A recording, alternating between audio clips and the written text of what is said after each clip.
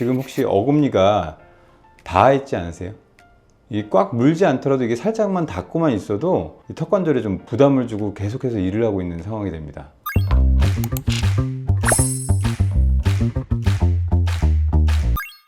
안녕하세요. 서울이건치과 이재성 원장입니다.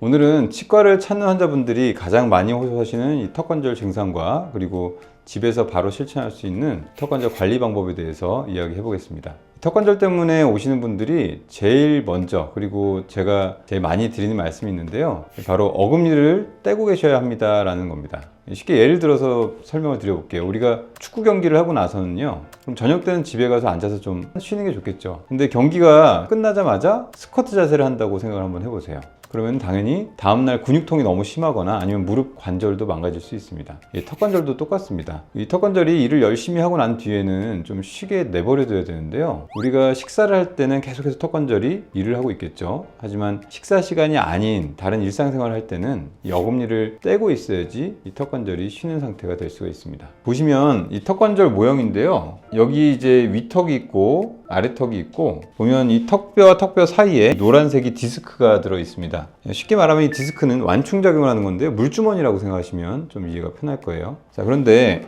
보시면 어금니가 떨어져 있을 때는 안정된 위치에 있지만요, 어금니가 닿게 되면 이 디스크를 누르는 작용을 하게 됩니다. 계속해서 디스크가 눌리게 되면 쉽게 말하면 물주머니에 물이 빠지면서 좀 디스크가 딱딱해지고 부드럽게 움직이기가 어려운 상태가 될 수가 있어요. 그래서 이 턱을 쉬게 하려면요, 의식적으로 좀 어금니를 떼고 있어야 됩니다. 가장 쉬운 방법은 멍 때리기입니다. 일단은 이렇게 좀 등을 피시고요, 살짝 위를 보시고 힘을 쭉 빼보세요. 그냥. 그럼 저절로 어금니가 떨어져 있죠. 멍 때리고 있어야 됩니다. 이렇게 어금니가 떨어진 상태에서 입술만 살짝 다물어 주시면 어금니가 떨어진 상태가 되는데, 이 상태가 턱관절이 좀 쉬고 있는 상태로 생각하시면 됩니다. 밥 먹을 때가 아닌 일상생활 할 때는요, 계속해서 이렇게 어금니가 떨어진 상태로 유지가 되는 게 턱관절의 건강을 위해서 가장 중요한 요소입니다. 근데 반대로 이제 보면 일상생활 할 때 핸드폰을 보거나 일을 할 때는 어떤 자세가 많이 되냐면, 이렇게 어깨가 숙이고 고개를 숙이게 되는데요, 그럼 저절로 이제 어금니가 좀 닿게 되겠죠. 어금니에 힘을 주지 않고 이렇게 살짝 닿고만 있더라도 이 턱관절에는 압력이 가해지는 상태가 될 수 있어요.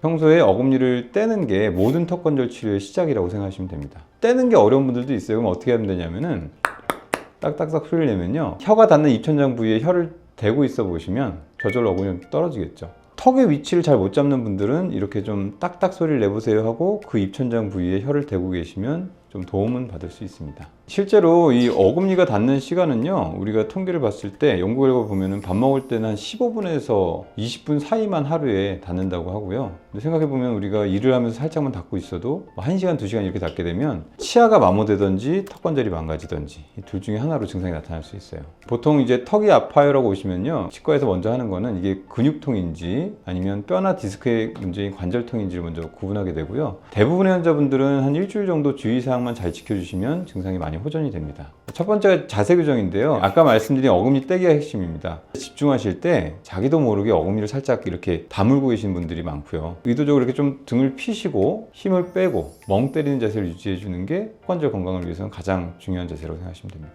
두 번째는 온찜질입니다. 수건을 그냥 물에 적셔서 전자레인지에 돌린 다음에 약간 따뜻한 상태, 한 40도 정도 되는 따뜻한 상태로 그 아픈 턱관절 부위에 댔다가 뗐다가 해주시면 됩니다. 이렇게 온찜질을 하게 되면 근육도 이완이 되고 염증 물질도 좀 순환시켜 주기 때문에 증상 완화에 도움이 됩니다. 세 번째는 약물 치료인데요, 이 약물 치료는 관절 염증인지 그 근육통인지에 따라서 처방이 조금 달라질 수 있는데, 보통 염증을 줄이는 약이랑 그리고 근이완제를 처방을 해드립니다. 관절 염증이 있는 경우에는 이 약국에서 사는 진통소염제만으로는 좀 부족할 수 있으니까 치과에 내원하셔서 어떤 증상인지를 확인을 받고 처방을 받으시는 것이 좋습니다. 턱에서 소리가 나요 하는 분들이 좀 많습니다. 실제로 통계를 보면요, 3명 중에 1명은 턱에서 소리가 납니다. 저도 이제 이렇게 입을 벌릴 때 떨그럭떨그럭 소리가 나는 경우들이 있는데요, 입을 벌릴 때 이 덜그럭 소리가 나는 경우는 이 디스크가 입을 벌릴 때 부드럽게 같이 움직여주면 이 소리가 안 날 수 있겠죠. 근데 아까 말씀드린 것처럼 입을 물는 습관이 있거나 턱관절에 관절에 계속해서 좀 부하를 많이 준 경우에는 이 턱 관절이 부드럽게 움직이지 못하면서 소리가 나는 겁니다. 꽤 많은 분들이 이걸 경험을 하고 있고요. 이렇게 그냥 덜그럭 소리가 나는 경우에는 굳이 어떤 치료를 들어가진 않습니다. 근데 소리가 난다고 계속 이렇게 연습을 해보시면 이게 또 더 큰 문제가 될 수 있으니까 일부러 소리 내지 마시고요. 이 소리가 나는 것 중에 아까 말씀드린 것처럼 덜그럭 소리가 나는 경우도 있지만 이렇게 모래 갈리는 것처럼 사각사각 소리가 나는 경우가 있는데요. 이 경우는 조금 다른 증상입니다. 사각사각 소리가 나는 경우는 디스크가 제대로 된 위치에 있지 않거나 구멍이 난 경우인데, 이때는 뼈와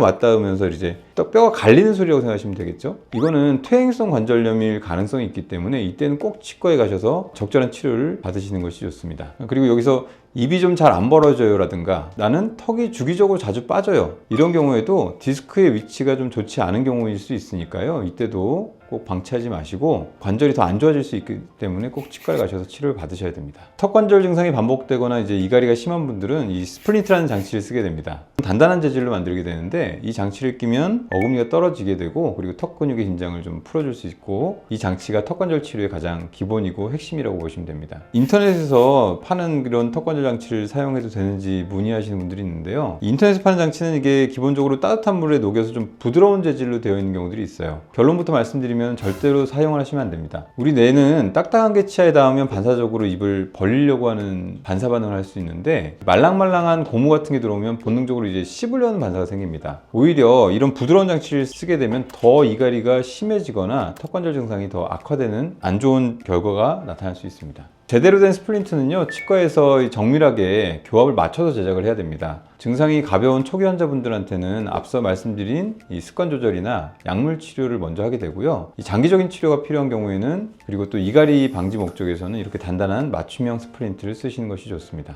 턱 관절은 다른 관절들과 다르게요, 인공 관절 수술이 매우 어렵습니다. 한번 망가지면 평생 고생할 수 있기 때문에 예방이 아주 중요합니다. 이건 꼭 기억하고 계세요. 어금니는 항상 떼고 있자. 혹시 이갈이가 심하거나 이 턱 통증이 지속되는 분들은요, 참지 마시고 치과에서 스플린트 치료를 받으시거나 아니면 보톡스 치료 같은 도움을 받으시기를 바랍니다.